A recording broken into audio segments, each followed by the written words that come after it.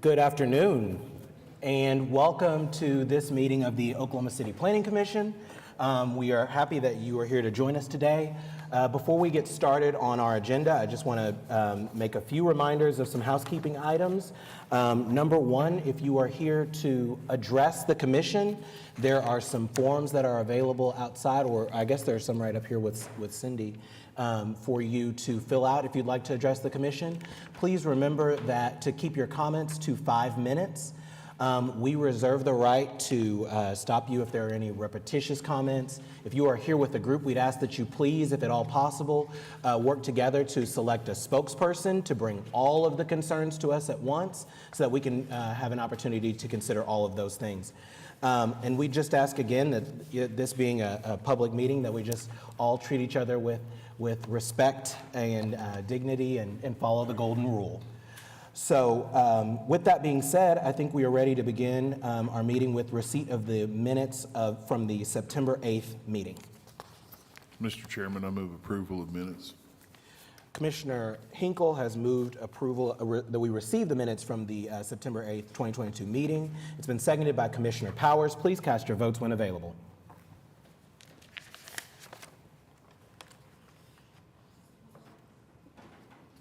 What are we missing?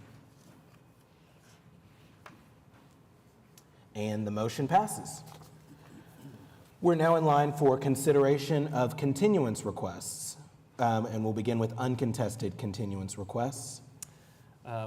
We have several today. Item 15 is case number SPUD 1440, defer to October 13th. Item 16, case C7471 has been withdrawn. Item 17, case C7472, also defer to October 13th. Item 18, case C7480, defer to October 27th. Item 19, case C7483, defer to October 27th. Item 20, case CE1075, defer to October 27th. And item 21, SPUD 1423, defer to November 10th. Thank you. Is there anyone here who wanted to be heard on any of those items that was just read? Any other comments or questions from commissioners? If not, I think we're ready for a motion. So moved. It has been moved by Commissioner Hinkle to approve the uncontested continuance requests as read. It's been seconded by Commissioner Powers. Please cast your votes when available.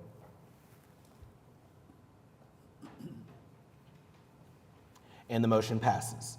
It appears there are no new continuance requests, but I'll ask. Are there any new continuance requests from any of the applicants? Seeing none, I think we're ready for consideration of the consent docket. And I'll call on Mr. Butler to read those consent docket items. Number one is case C7482, final plat of the Reserve on 29th, located north of Southwest 29th Street and east of South Morgan Road.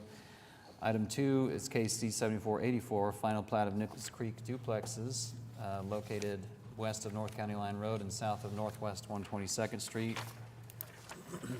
Item 3, case SN096, resolution changing the name of TP Circle to Southeast 39th Circle, located north of Southeast 44th and east of South Henny Road. And item 4, case VP2, application to vacate a portion of the final plat of Preston Commercial Section 2, located north of West Memorial Road and east of North MacArthur Boulevard. Thank you. Is there anyone wishing to be heard on any of those items 1 through 4 as read? Seeing none, I think we're ready for a motion to approve. Mr. Chairman, I move we approve the consent docket as read. Commissioner Hinkle has moved that we approve the consent docket as read. It's been, let's see if it's been seconded. It's been seconded by Commissioner Powers. Please cast your votes when available.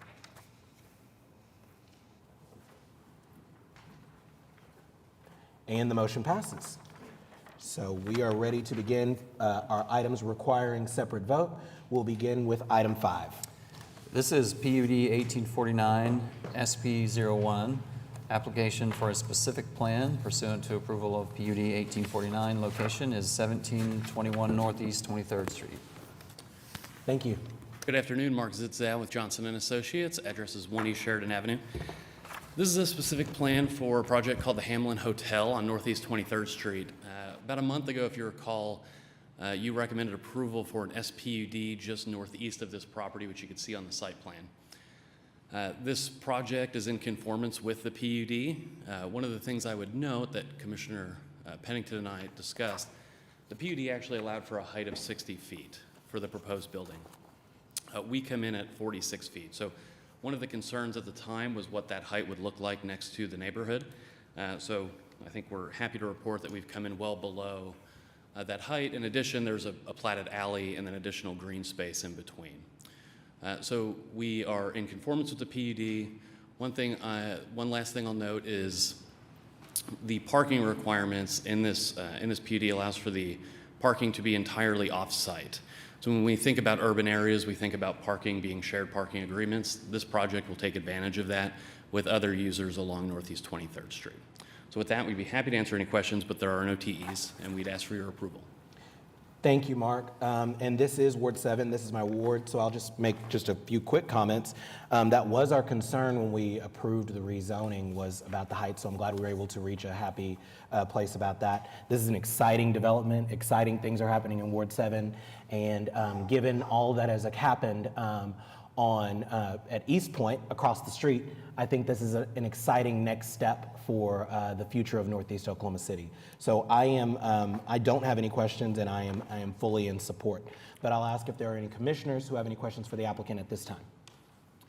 Is there anyone in the audience wishing to be heard on this item? Seeing none, I think we're ready for a motion. Mr. Chairman, I'll move approval on PUD 1849. Exciting project. Good luck. And Commissioner Hinkle has moved approval of the special permit the specific plan for PUD 1849. It's been seconded by Commissioner Powers. Please cast your votes when available.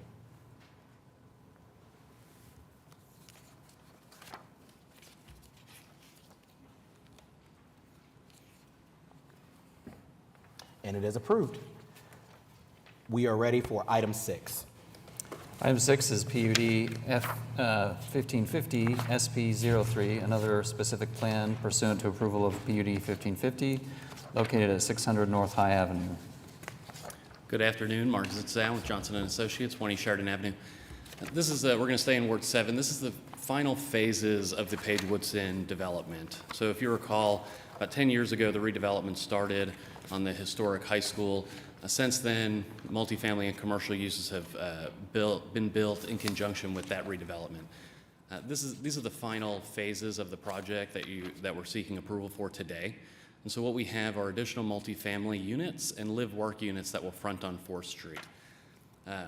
This is a little bit unique in that the following case is going to be the SPUD that rezones a piece of the property that was not acquired or was not under OCURA's control at the time of the original PUD.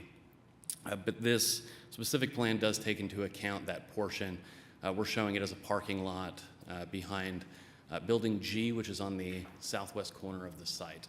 We've been working with the planning department, with Embark, building permit review, and a lot of other departments in helping coordinate this project to make sure it fulfills the goals of the PUD and what the residents would like to see. We've had a couple meetings with the JFK Neighborhood Association, so they're familiar with this project and know that it would be coming forward soon. So with that, we'd be happy to answer any questions. Thank you, Mark. And I know that we did visit about this item, and I, of course, neglected to ask you about this, but can you tell us about where this EMD signage would go and whether or not you really actually need the EMD signage? I might be beating Commissioner Powers to the punch on that. So this project and this specific plan is not proposing any EMD signage, and so I'd have to go back and see what the original PUD permitted, but there is none planned within the specific plan application. Thank you. Then I don't have any other questions. Any questions from commissioners for the applicant? Is there anyone in the audience wanting to be heard on this item? If not, I think we're ready for a motion. I would just like to say, Please. And I don't have any questions or concerns. This is a really wonderful culmination of many, many, many years of work and input, true community input on the development of this property. So I'm very, very glad to see this done. The fact that there's not a full house out here with objections, I think just speaks volumes about the give and take that's been nurtured over the years, frankly, on this project. So I completely agree, and it's been, the relationship with the JFK neighborhood is really great, Mark. So appreciate the work that's been done on that, and this is again another example of exciting things happening in Northeast Oklahoma City. So, Thank you. Do we need, sorry, on the EMD, since he said they don't plan it, is the motion going to be to strike that from this? I think since this is specific plan phase, as long as the plan doesn't include the use of it, there's no Okay. change that we need to make. Okay, so the plan does not include it, this just said it. It's just Okay. allowed in the zoning. Got it. Right, so if at any point there was EMD proposed, we'd have to come in with a specific plan because what's approved today has to match our building permit. Gotcha. Any other questions from commissioners? If not, we're ready for a motion. I'll move approval of PUD 1550 SP03. Commissioner Hinkle has moved approval of the specific plan to PUD 1550. It's been seconded by Commissioner Powers. Please cast your votes when available.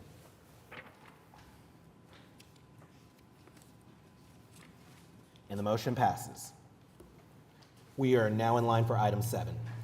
Item 7 is SPUD 1442, application to rezone 508 North Kelly Avenue from R2 and PUD 1550. Good afternoon, Mark Zitzan with Johnson and Associates, 1 East Sheridan Avenue. The PUD before you, the SPUD before you, is seeking to rezone the R2 tract of land that had been owned for many years by an individual. He has since passed away, and his family has sought the sale of the property. And what we're doing is bringing it essentially into the PUD. Since we cannot amend the original PUD 1550 to increase its size, we've come in with an SPUD that really mirrors all of the language that is in the original PUD.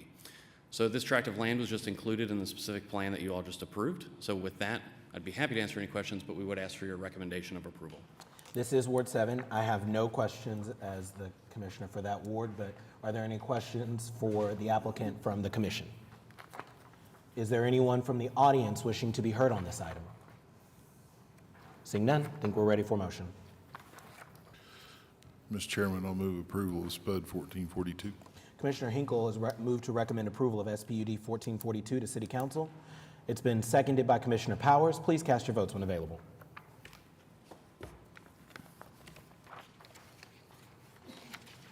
And the motion passes. Thank you. We're ready for item 8. Item 8 is CE 1084, application to close and vacate the north, south, and east-west alleys in Block 10 of Oklahoma City Original Edition and part of the east-west right-of-way of Northwest 3rd Street located south of Northwest 4th and east of Northwest Broadway.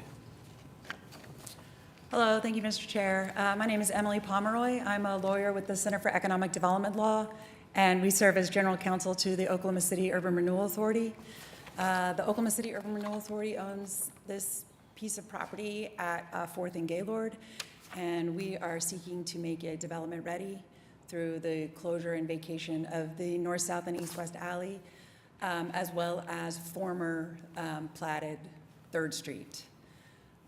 We've been working with the planning department and city council's office on this project, and the intent is, if the vacation is granted, that the northern portion of 3rd Street that reverts to the city would then be deeded to the Oklahoma City Urban Renewal Authority so that it could be included in the conveyance of the entire site for future redevelopment.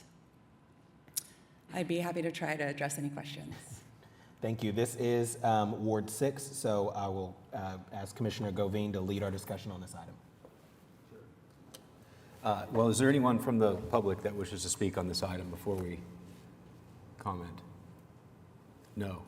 I'm familiar with the development. I know that it's been coming for quite some time and has recently been in front of the DDRC. I don't have any concerns about this. If there's any other commissioners that would like to ask any questions or have concerns, I would be prepared to move for approval. Please. Mr. Chairman, I propose we move to recommend approval of CE 1084. And Sorry. the motion is to recommend approval of CE 1084 to City Council. And it has been seconded by Commissioner Powers. Please cast your votes when available.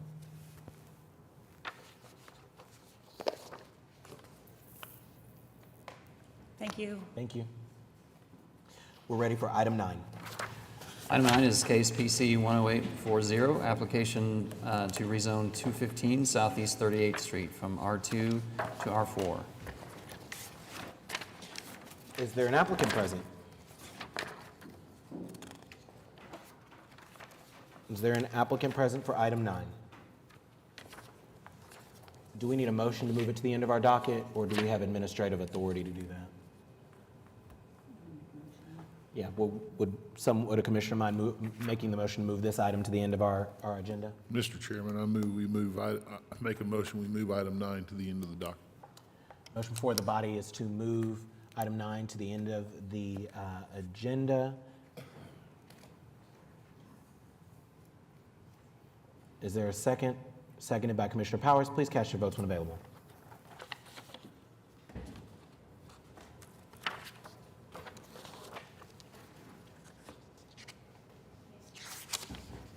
Commissioner Powers? Oh, there we go.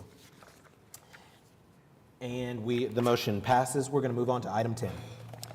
Item 10 is case C 7479, final plat of Country Colonnade Phase 2, located north of Northwest 192nd Street and east of North Portland Avenue, and a variance to section 5.4.2.E.5 of the subdivision regulations.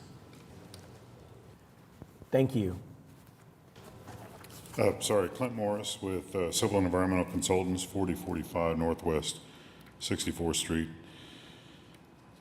Here to answer any questions and let you know that the one TE that's in the staff report we've already has been addressed, and I've shared that this morning with staff. They're in agreement. The fire access. When you say addressed, what do you mean by that? Say that again. When you say addressed, what do you mean by that? Yes. Addressed. Well, TE. I thought it was a technical, in the staff report, item number 3 under fire with the fire access. You said it had been addressed. It's been addressed. And my question is, in what I manner? apologize. We're providing the fire access road. It was in the plans for submittal, but fire department did not see that, and I've shared that with him this morning, and he's fine with what we're proposing. So TE4 is what we're talking about there.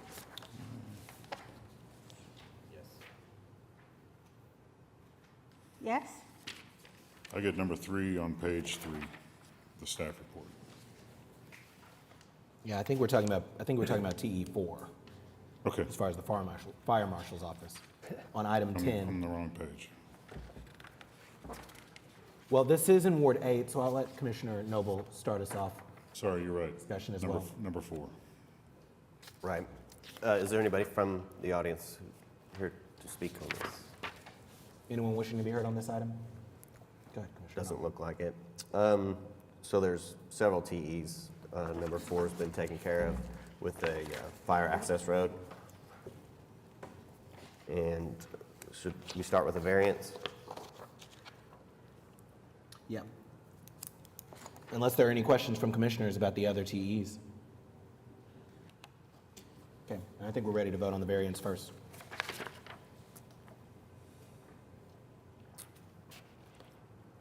Request to approve the variance 5.4.2.E5 of the subdivision regulation. Commissioner Noble has moved to approve the variance to section 5.4.2.E.5 of the subdivision regulations. It's been seconded by Commissioner LaForge. Please cast your votes when available.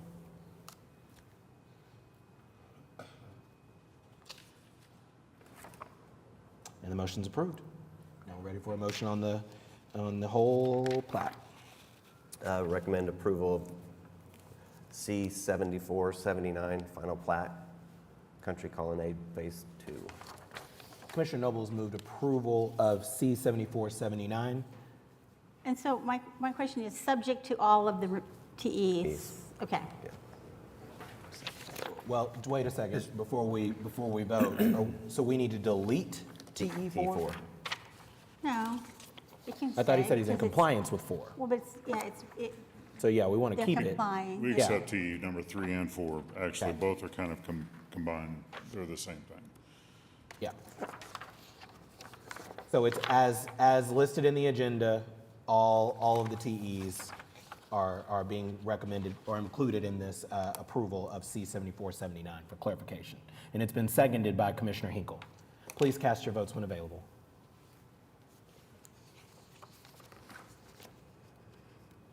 And it is approved. Thank you. We are ready for item 11. Item 11 is SPUD 1446, application to rezone 2325 Northwest 40th Street from R1. Good afternoon, Mark Zitzan with Johnson and Associates. Address is 1 East Sheridan Avenue. This is an SPUD that is seeking to change the zoning. As you can tell from the map, there are 3 different zonings on this tract of land. We are seeking to go into an SPUD with a C3 base, ultimately to allow for a multi-story personal storage facility. I've handed out the current version of the SPUD. Earlier this morning, Commissioner Powers and I worked through some changes to the document, and those are all reflected in the copy that I handed you that's dated September 22nd, 2022. I'm going to walk through those changes briefly. We've removed I think upwards of 15 uses, and I'll just read those real quickly. Animal sales and services, kennel, restricted, automotive parking garages, automotive parking lots, communication services, antenna, convenience sales and personal services, all of the eating establishment uses, food and beverage retail sales, gasoline sales, large and small, laundry services, retail sales and services, pawn shops, spectator sports and entertainment restricted, and then we restricted the retail sales and services use to be ancillary to another use unit. Further, we added language that restricts any use from having outdoor storage, display, or staging, so all operations must be contained inside of a building. We have restricted some additional height on the property, so this exhibit is included in the new Spud, and this addresses the height concern and also the TE1 that is in the staff report. So the height, what we've done is put an additional setback from the west property line of 100 feet so that a 3-story building could not be on that side of the property. The concern being it is closer to the single-family residential. It is across a drainage channel there. The other thing to address TE1, what we've worked through is additional language that restricts the placement of drives out to Northwest 40th Street. So the way we've done that is we have said a driveway is permitted within 55 feet of the east drive, which is on this side of the property, and then a drive would be permitted within 250 feet from the west. Currently, there are 5 driveways on the property. The Spud restricts it to only 2. So this exhibit is included in the SPUD now and was sent to staff an hour ago. So it is reflected in there as it heads to City Council if we get to that point. We restricted signage to not be directed toward the north or to the northwest to prevent any light intrusion onto the residential. And then we've added the language that no dumpster shall be within 50 feet of any adjacent residential property line. I think that sums up the TEs. I think the hope is that we would delete TE1 as it's now reflected in the document, and we would add a TE that says subject to all of the revisions as outlined in the SPUD dated 9/22. Okay. I think that makes sense. This is in Ward 2. Commissioner Powers, would you like to start a discussion? Sure. One question, Mr. Sizzo. I do not see any reference to site-proof screening along that northwest boundary. I would like to see that, where you're most specifically exposed to the single-family residences there to the north and west. So we didn't include site-proof screening on there, mainly because we're in excess of 115 feet from the single-family residential, and they do have, along the creek, there is quite a bit of vegetation that's not on our property that we wouldn't be able to remove, and that was the reason behind not requiring additional site-proof screening, the distance and the existing vegetation. The problem with the existing vegetation, of course, is that you specifically don't have control of it. If somebody comes out and chops it all down tomorrow. Sue and I were looking at those photographs yesterday. It clearly looks as if much closer to 39th Street. Somebody has been out there chopping something down, so I'm a little bit concerned about that. I really would like to see site-proof screening just along that diagonal there where you're most exposed. Of course, it's not going to screen the building, but it will screen the parking. And I would really like to see that done. Okay. So if we agree to with the standard language, the 6 to 8 foot opaque screening along the diagonal of that'd be sufficient? Yes. Okay. For me. Other commissioners may have other thoughts, but yes, it would be for me.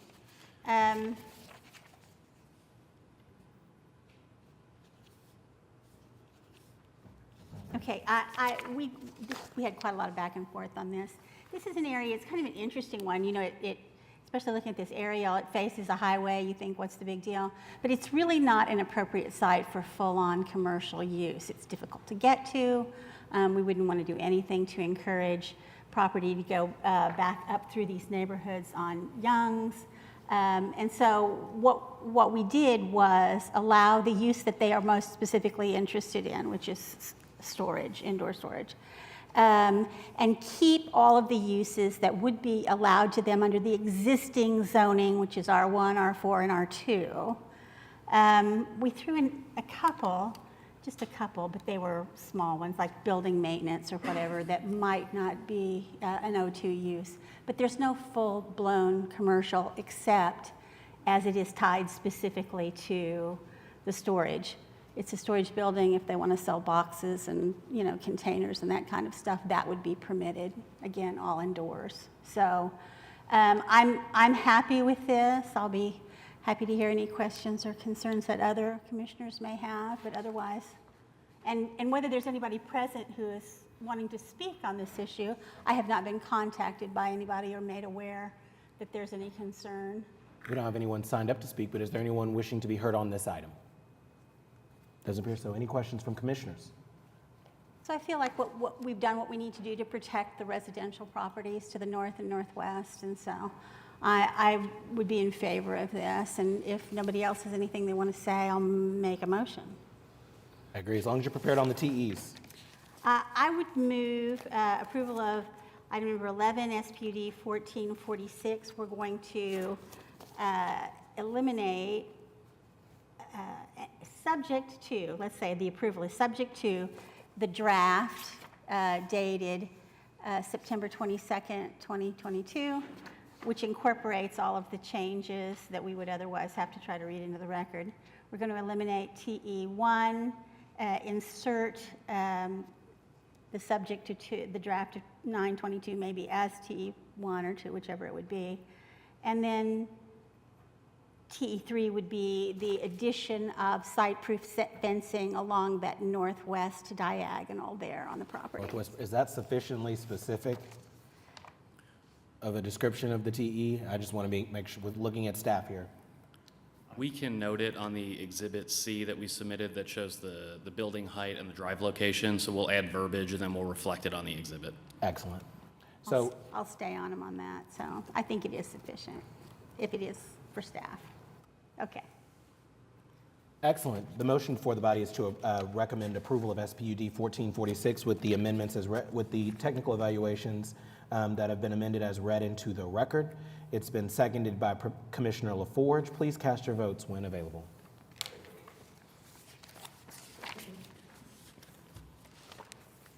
And the motion passes. Thank you. Thank you. We're ready for item 12. Item 12 is PC 10839, application to rezone 4401 Southeast 139th Street from AA to RA. Thank you. Hello, I'm Paul White. My wife Jennifer White and I own the property at 4401 Southeast 139th. We purchased it earlier this year with the hope of remodeling the existing house and rezoning to split into 2 additional lots, so 3 residential lots total, to build a new house for us and then hold the remaining lot for a friend or family. So the location is a platted addition. It was platted I think in the like 60s or 70s, has no association that's active. It doesn't have an association at all. There is a restriction on the deed for all the lots in the addition that they can't be split under 2 acres. And you can see from my proposed split that it would be 3 total lots, all 2 acres or more. I'm aware that the other residents on 139th sent a letter to the commission with the intent of making some points about the property, but I think a lot of their points are misconceptions that I kind of want to clear up. I sent a letter to the other residents earlier this week, but first, I mean, as you can see, I don't have 7 additional lots. It's only 2 additional lots, 2 additional wells. There will be 2 additional septics, but this property sits downhill from the rest of the addition, so there's no runoff or any sort of consideration for that for the remaining lots. And I also believe that some of the residents may have thought that my rezoning request would affect their lots, and as we all know, that's not the case. Nothing that changes on my land will change what they can do with any of theirs. So if you guys have any questions for me, I'd have Yes, an answer. have there been any meetings with the neighborhood association? There is no association. Got it. There is no association in the addition. I sent the letter this week, and honestly, I didn't expect many people to be wanting to talk about it. But I did send the letter earlier this week, and I spoke with one of the other citizens. I invited them to all call me if they had questions. I spoke to one and tried to clear up any of the misconceptions that we had. I think, from my understanding, the biggest concern would be additional wells, but the aquifer in the area, I mean, it's enormous, and I don't foresee that being an issue. But no, sir, I have not had any other meetings with the property owners because it's not a platted, because there's no association, so I'm not doing anything that I expected to be against the neighborhood, covenants or restrictions or anything. Okay. Any questions from commissioners? I have asked, in our little brief pre-meeting, I've asked staff to kind of speak to some of the issues about the number of homes that can be placed here should this rezoning be approved, so that there's clarity for the neighborhood about exactly what it means if we were to recommend approval of this as currently written. But are there any questions from commissioners at this time? If not, then I'm going to ask JJ, if you don't mind, just to kind of share with our neighbors exactly what would happen if this rezone was approved as is listed in our docket. If the application's approved for RA, the applicant could come back to staff and request an administrative lot split to create no more than 3 lots. Anything more than 3 would have to come back to the commission, and there'd be notice to the neighbors. Gotcha. So if we were to approve it, the only thing, what about if they wanted to do any other type of redevelopment? I know he wants to do the lot split, but let's say he doesn't do the lot split. What else could he possibly do with the land to add more homes? 1 single-family home. So the only thing he can do is either to ask for the administrative lot split, which could only be split to create a maximum of 3 different lots, or it would have to remain as a single-family home. Correct. So this discussion that we're about to have with our neighbors is concerning the addition of potentially 2 different lots, which would mean a maximum of 2 additional homes than are currently there now. Yes. Thank That's you. right. Mr. Chairman, if I could, Please. JJ, is there a limitation on the size of the lots that could be split? If we were to approve this, RA, An acre. okay. But it doesn't change the number of lots. So even though it could be split into 1 lot that's only 1 acre, it doesn't mean that you could end up with any more than 3 total lots, Right. correct? No more than 3. Okay. I would like to also just add, Please. in addition, yes, with the zoning, it's a minimum of 1 acre, but I wouldn't be able to get a deed because the deed restriction is 2 acres or more. Okay. And I sent a copy of the deed restriction with the letter that I sent out. Right? We included that? Yes. Okay, thank you. One quick question for him while he's there. So your map here then, the smallest is 2 acres. Do you have any comment on just the odd shape of the lots? Absolutely. So my concern with that, if that lot didn't go around the pond that's existing there, that the center lot would have no access to the back of their lot. So I wanted to, you know, my preliminary split here would allow the center lot to go around the pond to access the back of the lot. And then on track 3, with the particular shape of track 3, was to keep possible access from Sunny Lane or from 139th because it meets the distance requirements on both sides. But for clarification, and I'll look to staff to make sure I'm stating this correctly, the action that the commission is taking today is just to rezone it to RA. These tracks are a helpful visual aid for us to see how they might be divided in the future, but that is not what we're voting for today. It's just on the rezone to RA for the entire parcel. Yes, sir. Thank you. And we do have a number of our neighbors signed up to speak. We'll begin with Mr. Robert Brock. Mr. Brock, you have 5 minutes. Thank you. I do not live in the subdivision, or whatever you call it, that this property's in. I live directly north of it in the Stone Creek subdivision, so my fence runs right across his most northern boundary. My concern mostly is my understanding of this property. It's almost all a floodplain. When we built our houses, me and my neighbor who's here, they actually had to bring in dirt to bring their house up. So I don't know how anybody could build down into that floodplain. Is that even legal? There's dry washes that run down there that fill up like in a creek when it rains real hard.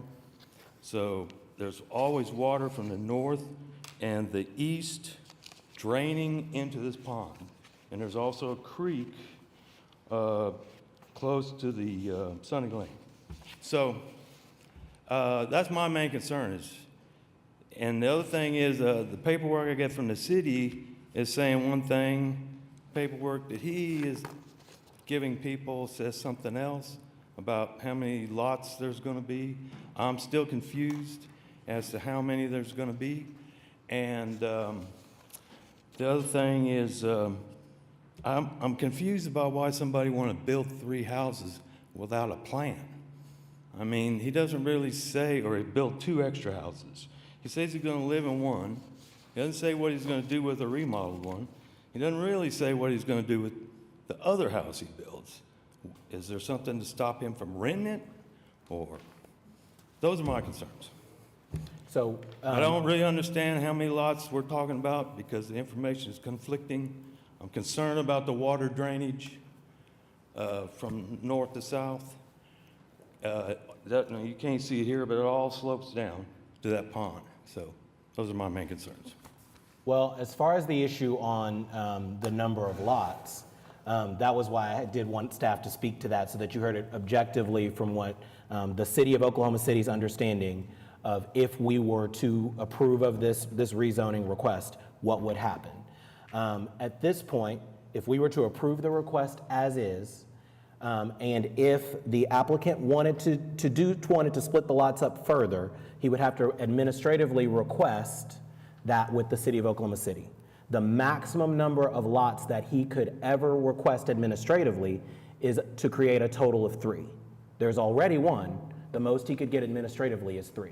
If he wanted to add more houses than a total of 3, then he would have to actually come back to us. It would be publicly noticed, and you'd be notified again, and you'd have to come back, and then we'd be having a different discussion. And so there would be no restrictions if it gets rezoned on him selling or renting the extra houses that he has. He would still retain all property rights that just like you do. So if you wanted to rent your home today, you'd have the right to do it.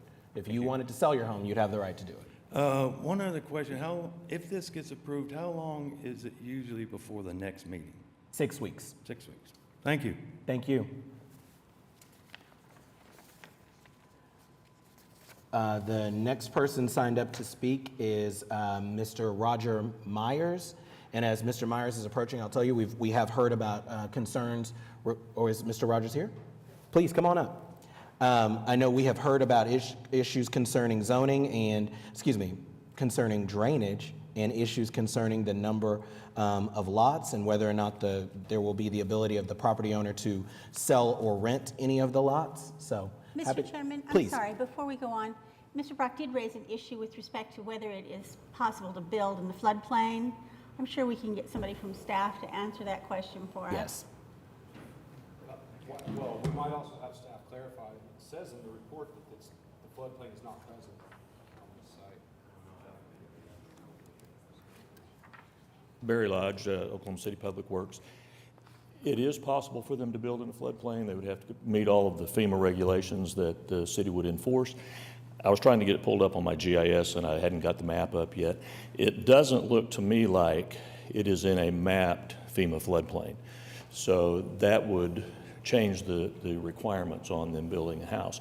Now, they come in to build, they're still going to have to be elevated above a 100-year flood elevation that may be in the pond or in an adjacent stream, but it didn't look like it was in a mapped FEMA floodplain, but I haven't been able to verify that yet. But even if it is, we can permit that, but they would have to meet the FEMA requirements. And what would that require, them to raise the property? They would have to raise the property. The minimum requirement is to be a foot above the calculated 100-year water surface elevation if it's within a mapped FEMA floodplain.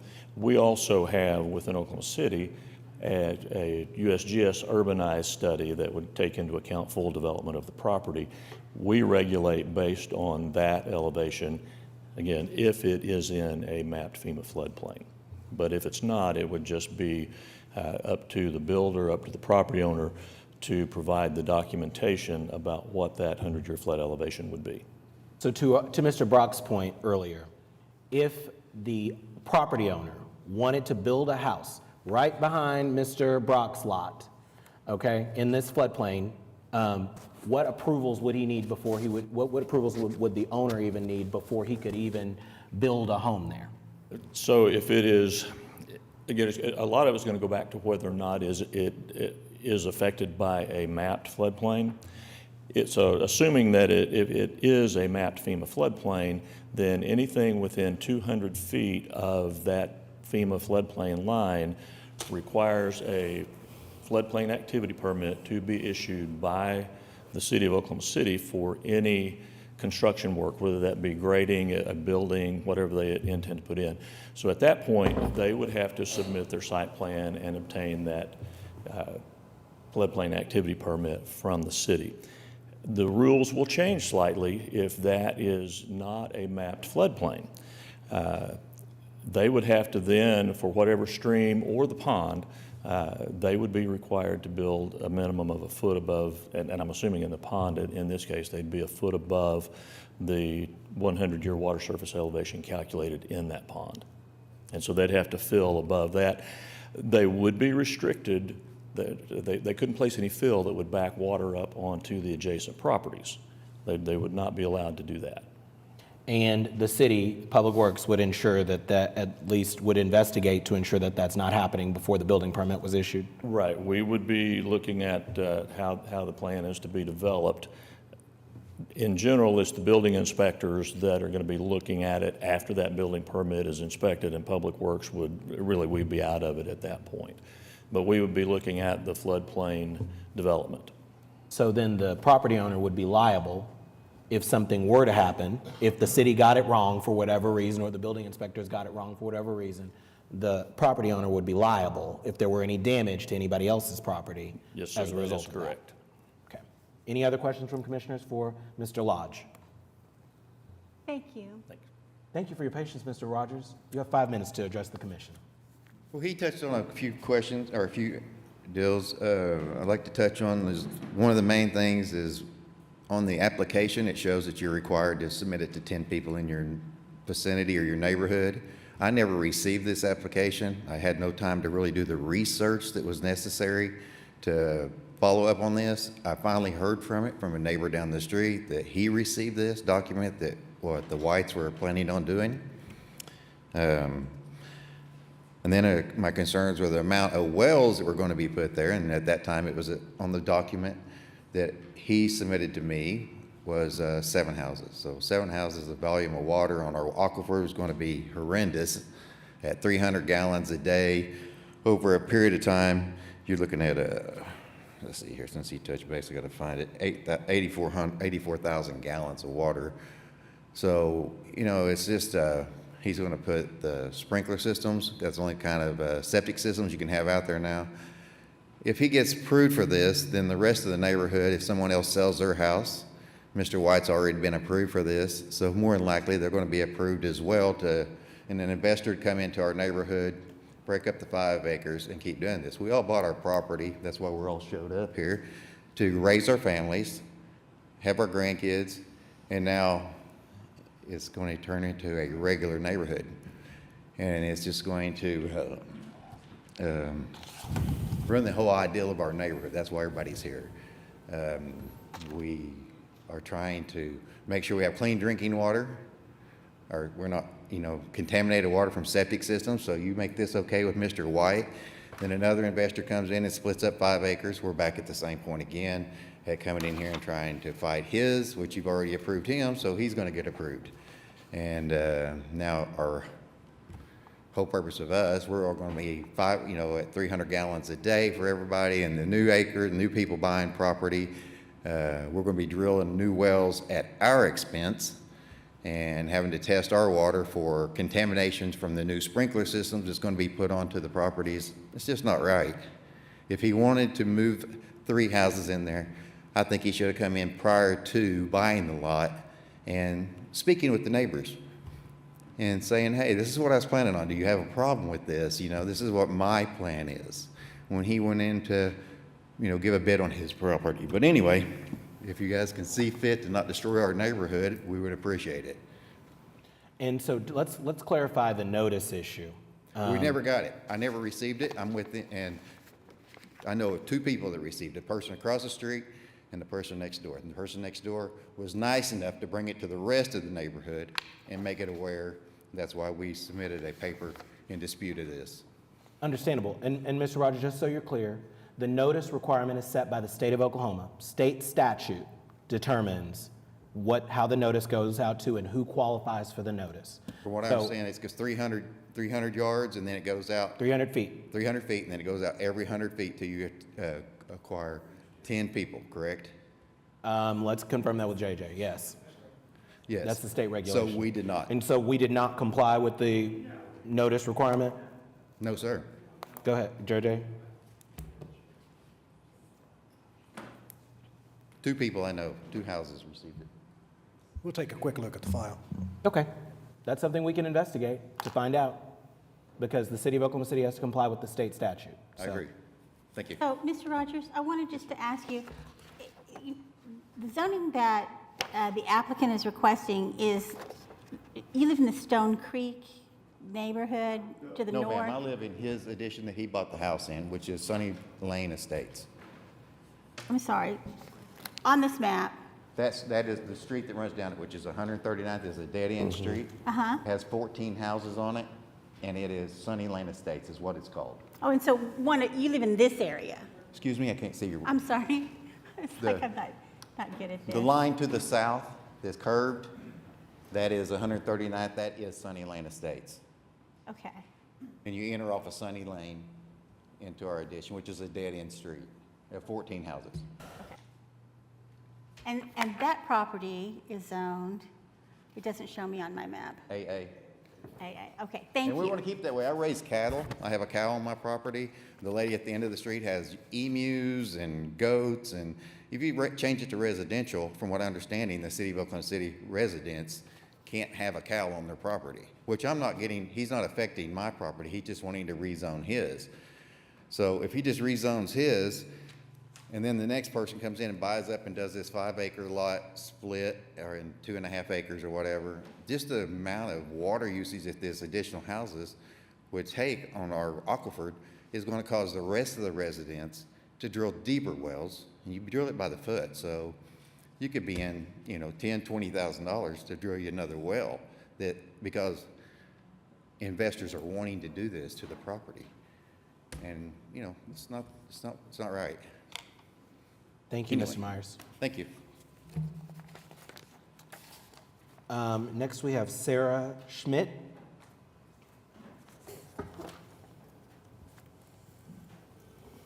Hi.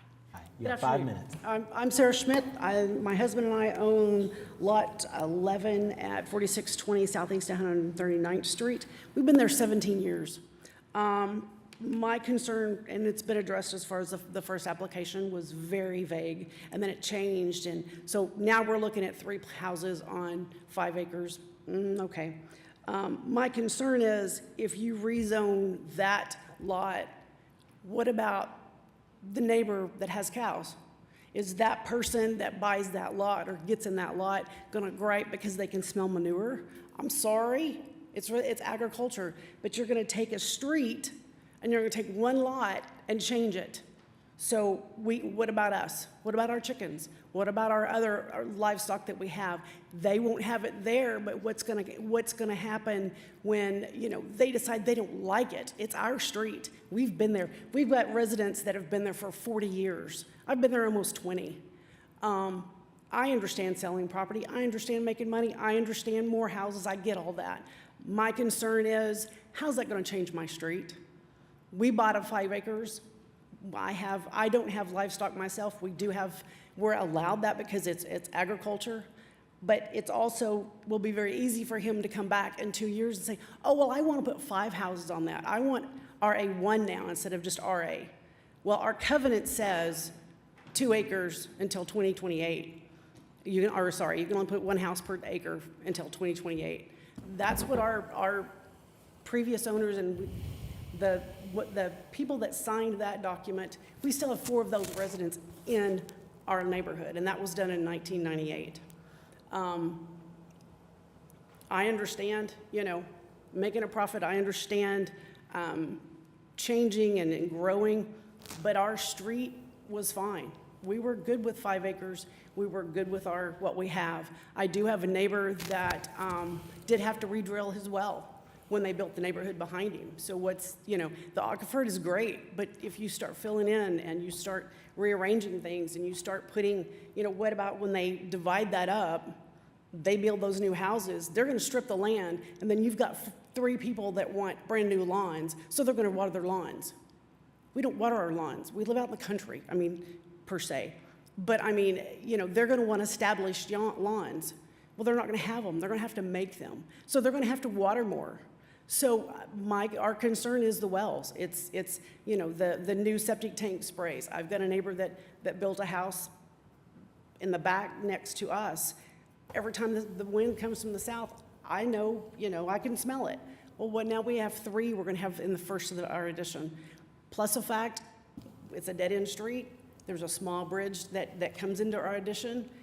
What if, we get to doing all this construction? What happens to that bridge? How do I get out of my neighborhood? How do I get in my neighborhood? Because we only have 1 way in and 1 way out. So now you're gonna put 3 driveways right in that first, immediate after that bridge. So there's a lot that is concerning. I'm concerned about the rezoning because it's gonna change what people are gonna expect on our street. And we enjoy the lives that we have. We bought out there for that reason. The whole thing about the notice of the hearing was very upsetting to me. My neighbor, when he moved his house, he had a house and he wanted to build a house behind it and tear his front one down. Everybody in the neighborhood got a list. Everybody had to approve it. I knew nothing about this until my neighbor handed it to me. That's not right. We are on a street. We are in an established neighborhood. If my neighbor had not shared that with us, he could have got that to AR1 and put 1 acre lots there because that's what the original application said. Now, I know you said that's not going to happen because of the covenant, but he tried, and that bothers me. That makes me feel very uneasy that I've got somebody moving into my neighborhood that's going to do all these changes and not let us know when it's going to affect us. I think that's all I had. So basically, that's it. The rezoning is concerning. The 3 houses I understand because it's in the covenant, but I don't like the idea of rezoning 1 lot when there's 14 there. So I'm sorry, I'm done. Thank you, Ms. Schmidt. Appreciate that. That concludes the number of people that I have signed up to speak. Is there anyone else wishing to be heard on this item before we go to consideration of just the commission? And I will allow the applicant to make a few comments before we go to just the commission's discussion. Why don't you take 1 minute, please? Commissioner. So I just want to clarify that this was my original application. I submitted that 3 lots proposed split with the original application. What they're referencing is the letter they got from the city that says RA allows 1 acre lots. I never asked for 1 acre lots. I don't want 1 acre lots. Obviously, it's what I applied for. And then secondly, all the runoff from this house, if it's sprinkler runoff, septic sprinkler runoff, whatever, it all runs towards the ditch, not towards anybody else's house. Thank you. I think we've clarified most of the rest of the issues that I had wanted to bring up. So, thank you, sir. Thank you. We'll now begin the discussion with commissioners, and before we do that, I will ask if we could address the issue regarding notice. The applicant provided a list that was certified from the county, and it contained 13 names. And that's publicly available, right? So everyone can see. Now, to know if those are the exact right names, we'd need to plot them out on a map and see, but it appears that it's correct. But the people who were mailed notice officially by the city of Oklahoma City, that is a list that is available to our neighbors should they want to see that. Absolutely. Okay.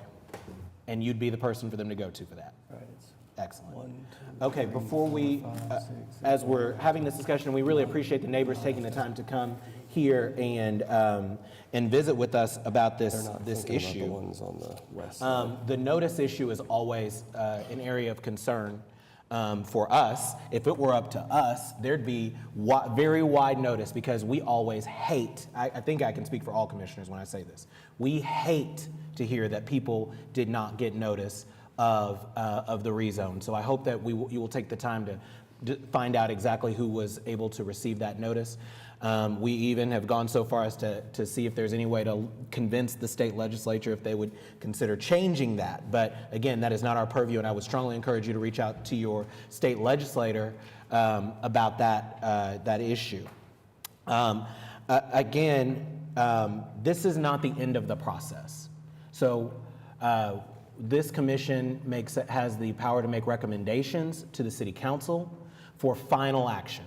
So if we were to say yes to this request to approve this rezone today, it would go to city council. If we were to say no, we will not approve this rezone, it would still go to the city council for final consideration. So regardless of the decision that's made here today, I would strongly encourage you, please reach out to your city council member and make sure that they know exactly your opinions about this issue, because they will take the final action. As far as the way that the rezoning of this property would affect uses for other residents, I can't speak to that because your existing zoning for your existing property would not change whether or not we approved this proposal or whether we didn't.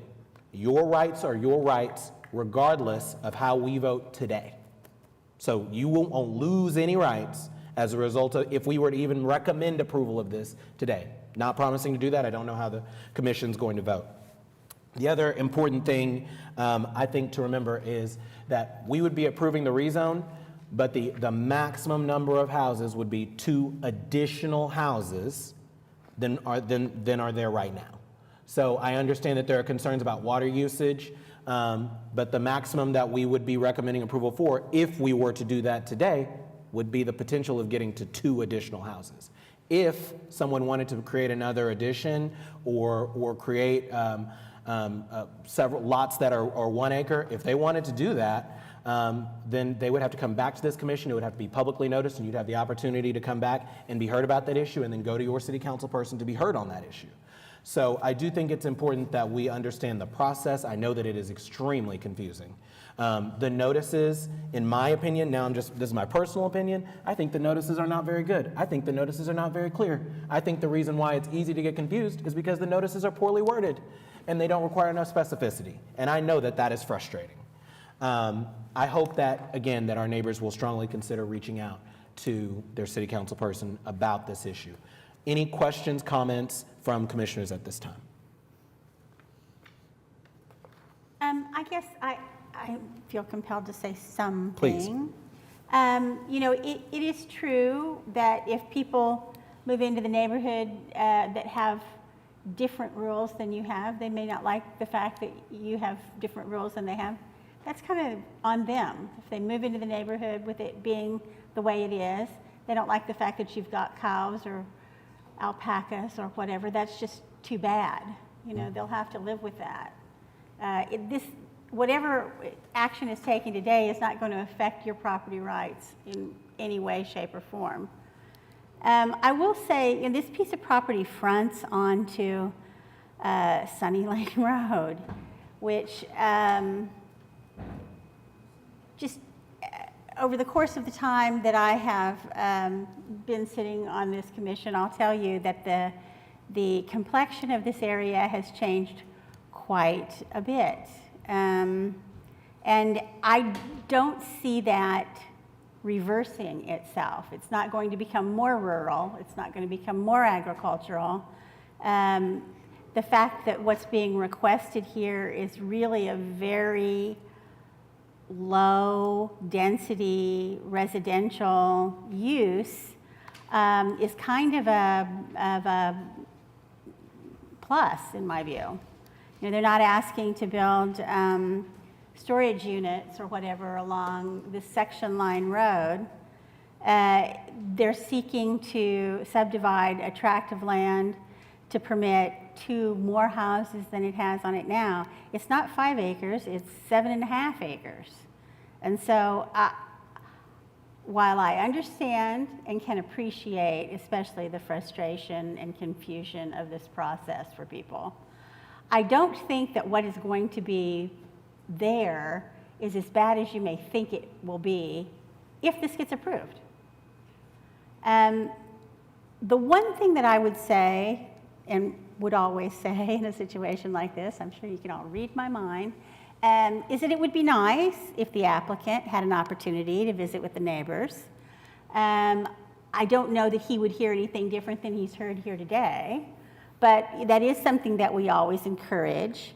It's difficult, to be fair, for an applicant to arrange that kind of thing if there is not an active, neighborhood association where there's one point person that they can contact who can then get the word out. I mean, when it's a question of having to literally, go door to door or try to locate people to invite them to some kind of a meeting. I'm not faulting the applicant for his efforts. I think he's probably done what any reasonable applicant would have done up to this point, but I would just put it to the commission whether they have any sense that it would be beneficial to give the applicant the opportunity to meet. No matter what we do here today, this matter will go on to City Council, and there will be that opportunity for the applicant to reach out to the neighbors between this hearing and that hearing. So,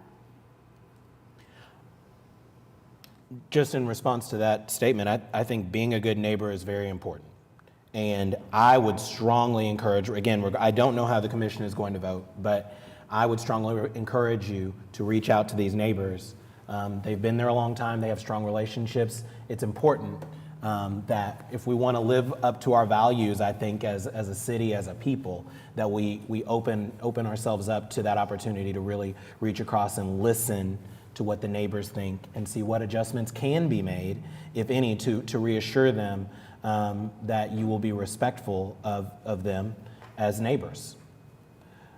Any other questions or comments from commissioners? I spoke to the councilman in this area, and with conversation, he's in favor of this, just FYI. Any other questions or comments? Then I think we're ready for a motion, one way or the other.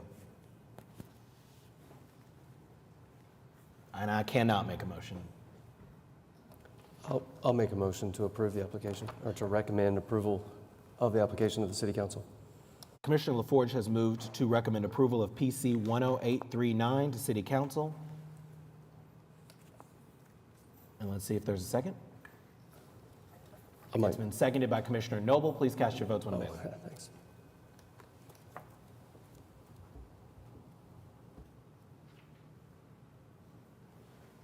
and it is approved. I would recommend that, that the applicant, if you don't have contact information for the people here or a point person, I'd recommend that you do that. And again, I'd like to remind our neighbors that you still have the opportunity to go to the city council for further consideration. We're ready for item 13. Item 13 is a resolution of the Oklahoma City Planning Commission approving the proposed capital improvement plan fiscal year 2023 through 2027.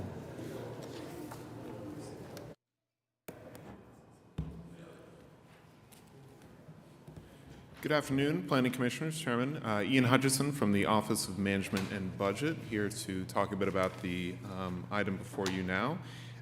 It is the recommendation to approve the fiscal year 2023 through 2027 capital improvement plan, which is just a collection of all of the capital projects that the city plans to do over the course of the next 5 years.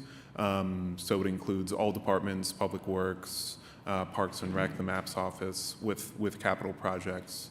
And it's just a way to sort of organize and plan all those out in the intermediate to long term. And so it comes before the Planning Commission every 2 years. The CIP plan is done every 2 years.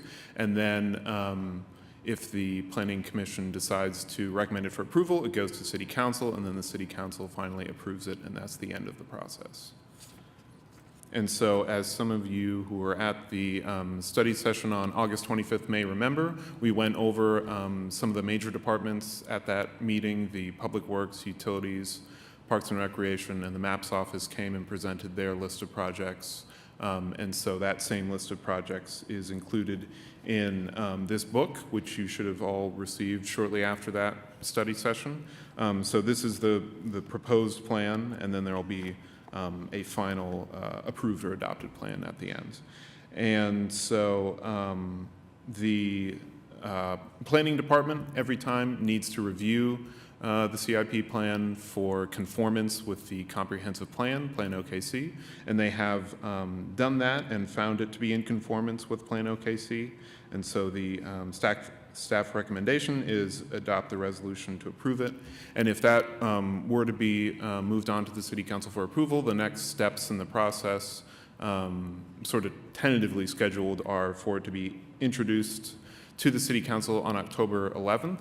And then 2 departments would present their plans. The following meeting on October 25th, 2 more departments would present their plans, and then finally the City Council would vote to adopt the plan on November 8th is the tentative plan now. But if there are any questions on anything in the plan, I'm happy to do my best to answer them. Thank you. Any questions from commissioners on the CIP plan? I don't have any questions, but I would like to again thank the staff of the various departments who came and spoke to us. I think that those briefings are so helpful, just to not only specifically to the process of approval for the capital improvement plan, but just to get a feel of how the city really works and what an enormous undertaking its operation really represents. I definitely agree, and the presentations were really great. And so I know it takes a lot of work for staff to have to come up with making all those slides and everything, but it was really informative and really well done. Very exciting how much we have going on in Oklahoma City right now, too. That's something to be proud of. Any other questions or comments from commissioners before we move forward? Seeing none, I think what we need to do is adopt the resolution, correct? Approve the resolution? Then I think we're ready for a motion. I'll move approval of the resolution approving the proposed capital improvement plan for fiscal year 2023 through 2027. Commissioner Powers moves approval of the resolution of the Oklahoma City Planning Commission, of the proposed capital improvement plan for fiscal year 2023 through 2027. It's been seconded by Commissioner Govine. Please cast your votes when available.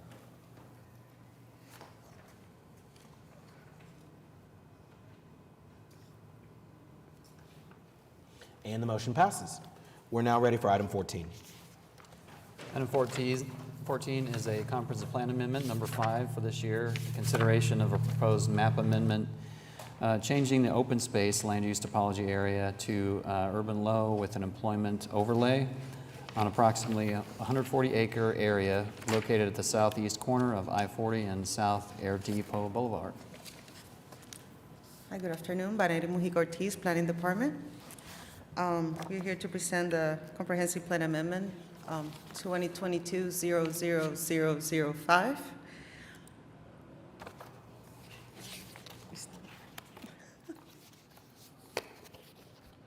Okay, originally, the original application was for 96.1 acres located at the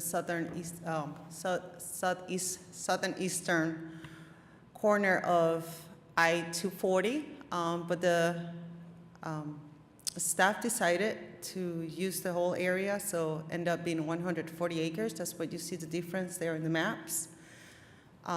It's an associated zoning application PC 1909. That one was recommended for approval in September 8th. There is where it's located at. Right now, the land, the site is, the land use is open space. In terms of zoning, land use is open space too. Zonification is R1. Water is available on site. The applicant is proposing to extend the sewer to the site. Emergency services are urban response time. Some of the southern part of the area is within riparian areas. We don't see a major issue with that. In terms of the considerations, well-served, the site is well-served and situated. Employment land sites are limited in the southeast area of the city. Employment land facilities, the creation of jobs is critical to Oklahoma City. The subject site's an excellent site for employment uses due to its proximity to I-240, Tinker Base, and city infrastructure, emergency services. This action will improve the city's ability to retain and attract large employers in the southeastern quadrant. The staff recommend approval. The request, I'm sorry, I missed that one, was right now it's open space. The applicant is requesting a change for urban land with the employment overlay. If you have any questions. Thank you. Are there any questions from commissioners at this time? Yeah. Oh, go ahead. You go ahead. Mine's probably not as smart as your question. I doubt that very much. I'm only asking a dumb question because everybody else left. And the city staff already knows that I ask bad questions. I guess, who owns this property and they want this rezoned in this way? You're just presenting it and they want the employment overlay, the owner of the property? Right now, if I'm not wrong, the city owns the land. Okay. But it's in a process to be bought. Correct, yeah. Okay. Yeah, this was the Pratt and Whitney facility that came through.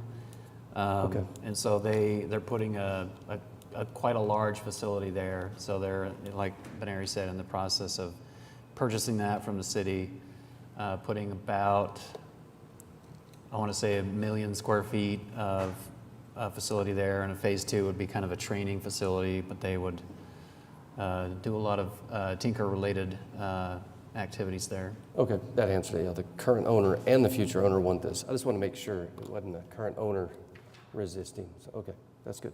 Yeah, it was designated open space, this along with a very large area to the south because it's all owned by the Water Trust, and it was part of the take area for what was planned to be a future reservoir. Any other questions from commissioners? Oh, we won't go there. So my question was about really, if we're going to get sewer and water, and how do we know that this isn't going to be the subject of the next rezoning request for, residential subdivision? And that is we know that because the city owns the property and it controls how it will be developed and, or to whom they sell it, and therefore how it will be developed and so forth. And this is, I'm not sure how, I know that this property is completely covered by the overlay zone for the airport, or for the, the airfield. It's got actually both of those overlay zones on it. But yeah, I'm not sure how that goes to the south. I don't have the map in front of me, but that also influences it as well. Didn't council approve the Pratt Whitney thing a week or so ago? They may, I'm not sure. Did the council already approve the Pratt and Whitney project, or is that still in the works? I think it was just, like Benary said, it was just the last planning commission meeting, I think, where you guys recommended approval. And it was in conversations with the proponent to add the employment, and the reason for it was to make sure it was going to go towards employment. Any other questions from commissioners? Seeing none, I think we're ready for a motion for approval.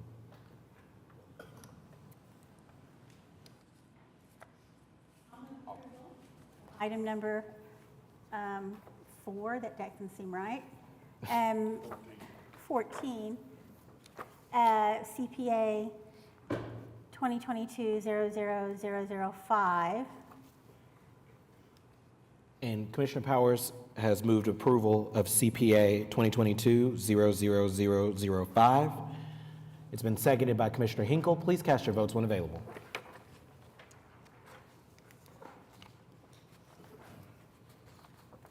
And the motion passes. Thank you. And we need to go back to number 9, but it doesn't appear, is an applicant present for item 9? Thank you for the reminder too, Commissioner Hinkle. Doesn't appear so. I think we're ready for a motion to continue this to the next meeting. Or does that automatically happen if there's no? No, we could take action on it, but we generally don't. Yeah, I know I'm asking, do we need the motion for the I think we do. continuance? So I'll move that we continue item number 9, PC 10840, until the next meeting, whatever that is. Commissioner Powers has moved that we continue PC 10840 to our next scheduled meeting of the Planning Commission. It's been seconded by Commissioner Hinkle. Please cast your votes when available.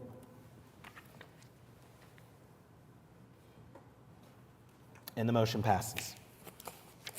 That concludes our individual items to be heard. To my knowledge, there are no additional items. We're ready for communications and reports. Planning Commission committees. Any reports? Planning Commission members, Commissioner Powers. None from Commissioner Hinkle. Commissioner Govine. Commissioner Noble. Commissioner LaForge. I think you asked good questions, Commissioner LaForge. My quick comment is I know that I've been on the commission long enough to not feel this way, but I always feel bad when people leave here disappointed. I know we can't make everyone happy, but I hope that we can find more ways to encourage applicants, developers, to really have these meaningful conversations with neighbors in the neighborhood, because I know it doesn't eliminate confusion or anger, but sometimes it can minimize that to know that people can be a part of the process. And I, for one, will be continuing to lobby my state legislators to change the notice requirements to make them more aggressive so people can be notified. But that's my comment. Any comments from the planning department? No. None from the planning department. Municipal counselor's office? No. No comments. Citizens to be heard? There are no citizens to be heard. There's no other business. I've been told, so I'll ask the municipal counselor's office, do we have to have a motion to adjourn? You do not, but you can if you want to. We don't have to if we don't. I'm just gonna say, since we've reached the end of this agenda, the commission is now adjourned. I finally got to bang the gavel. So I'm still